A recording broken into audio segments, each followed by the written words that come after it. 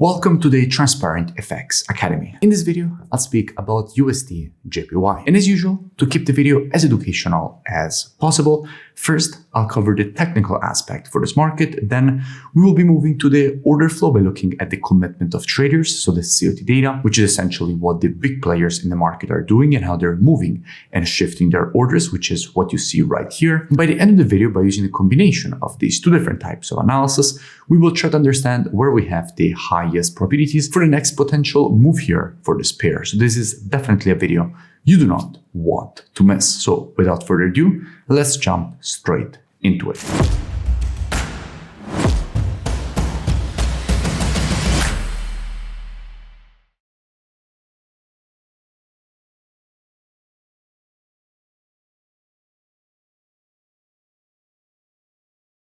Starting here from the monthly time frame, what we can see is that we have a market which is rejecting to the upside a quite strong historical monthly demand and support zone. In fact, from here, all these previous rejections to the upside were created every time the market tested this zone. It rejected it to the upside quite aggressively. And what we can see right now is that the market is once more testing this exact same level of demand and support and has already started rejecting it to the upside with also quite strong institutional buying. And we will be speaking about institutional positioning in just a few moments when we move to the commitment of traders analysis. But for now, let's keep in mind that the market is rejecting historical support and it is rejecting it with strong institutional buying. And let's drop down on the weekly time frame. Now, from a weekly perspective, what we can notice is a perfect inversion of trend. What we can notice, in fact, is that the market was creating weekly lower lows and lower highs. So clearly the market was in a bearish trend.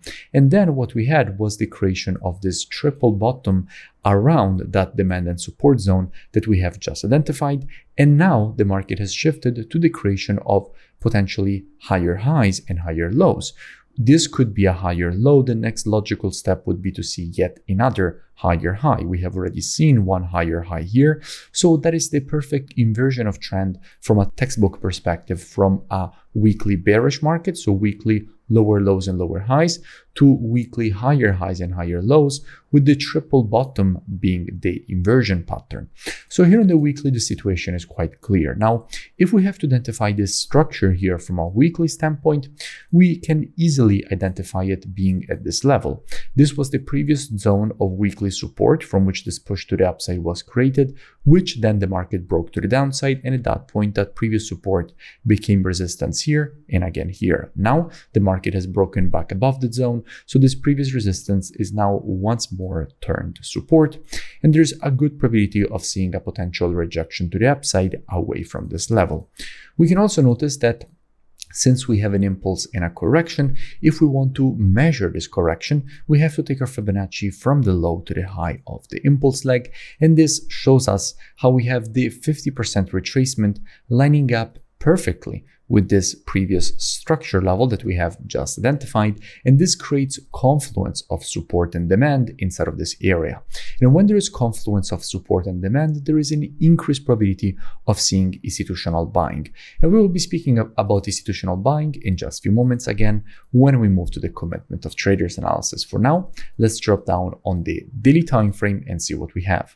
From a daily perspective, we just had a perfect market manipulation. As we know, we had a quite strong level of support and demand across this zone here. And what the market did here was try to slip below it. However, it failed and immediately broke back above.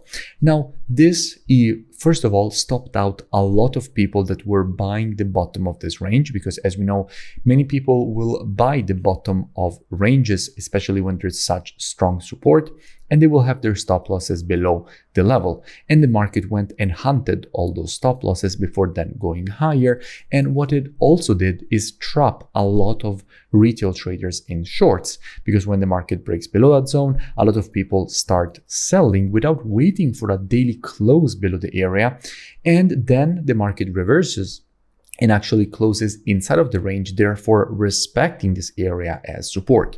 And that is exactly what happened here. A lot of traders got wiped out both on the buy side and on the sell side. On the buy side, because they had their stop losses here below. On the sell side, because before the market could close from a daily closing perspective below the zone, the market reversed to the upside.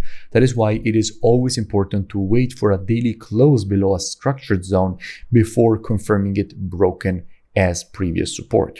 So this area remains support. We still have resistance here at the high. So the market is still trapped in this daily range. Nothing has really changed. We just had a break from a intraday perspective below the zone, but from a daily standpoint, the market remains trapped in between these two levels and remains ranging from a daily standpoint. Now, again, if the market will break above this range and will close from a daily closing perspective above the level, that is where things get interesting, because after the break, this previous daily resistance becomes support. And on the retest of the previous resistance turns support, that is where there is good probability of seeing even more institutional buying. Because if we move to the commitment of traders analysis and we look at the data for the JPY, we have to keep in mind that if institutions are shorting the JPY, they are longing USDJPY, because all currencies on the spot are traded against the USD. And that is in fact exactly what institutions are doing. They are decreasing their net positions from 91K down to 61K, adding 11,000 shorts on the JPY and closing 19,000 longs on the JPY, which means that they are longing USDJPY by shorting the JPY. And we can see that they have one of the highest levels of shorts that they had for quite some time and one of the lowest amount of longs that they have in quite some time on the JPY, which means that they are aggressively positioned to the bullish side of USDJPY. So let's keep that in mind and move back to the chart. And by the way, if you still haven't, make sure that you join my free Telegram channel, which you find linked in the description, so you never miss new updates. Now back to the analysis. So here in the daily time frame, if we will see this break and retest and institutions will continue to add longs inside of this area, at that point, what would I expect? Well, as usual, and as my students know very well, trading is reactive and not predictive. The monthly, weekly, and daily time frames combined with the COT data, those are the best time frames when it comes to the directional aspect of the market. However, when it comes to identifying early shifts in the trend of a market, the best time frames for that are the intraday time frames, so 4 hour and lower. Therefore, what I would expect is that if this market again will shift from an intraday bearish to bullish market, I wouldn't be surprised to see a rejection to the upside and for the market to complete this daily impulse correction, impulse pattern to the upside. That definitely wouldn't surprise me. Now, all this free education and analysis that you see me share here on YouTube is actually just the tip of the iceberg. In fact, if you want to learn more, I really suggest that you go over to the Transparent FX Trading website, which you find linked in the description. And here you will have the possibility to gain access to all my courses, which range from the very basics of trading to the more advanced topics like building automated trading systems, building a portfolio of strategies, uncorrelated strategies, and much, much more using quantitative finance tools like the Quant Analyzer. So it's really something that you cannot afford to miss. You also have the possibility to gain access to my trading station software with the Telegram notifications integrations, one-on-one mentoring directly with me for any questions you have along the way, the COT data software, which you often see me use here on my YouTube videos. The program is also an all-in-one program, so you gain access to everything immediately, including all my strategies and EAs, and you also gain access to my entertaining trading show in which I share all my trades as they're happening. Here, you will see the presentation of each and every one of my strategies with the full historical backtest and presentations of the rules of the strategy. You also, as we were speaking about, have access to the live trading show. So essentially, every trade that is taken on my live account is automatically shown here in a very entertaining fashion as they're happening. So opened, closed, managed, so you can learn even more. And as you scroll down, you will see that you have the possibility to join and gain automatically access with email and password that you will create during the registration process. So again, I really suggest you go and check it out. The link is in the description and I will see you on your student dashboard. If you enjoyed the video, make sure that you leave a like. Also, let me know in the comments below any new pairs that you would like me to cover in my next videos. Subscribe to the channel so you never miss new updates, and I will see you in my next video.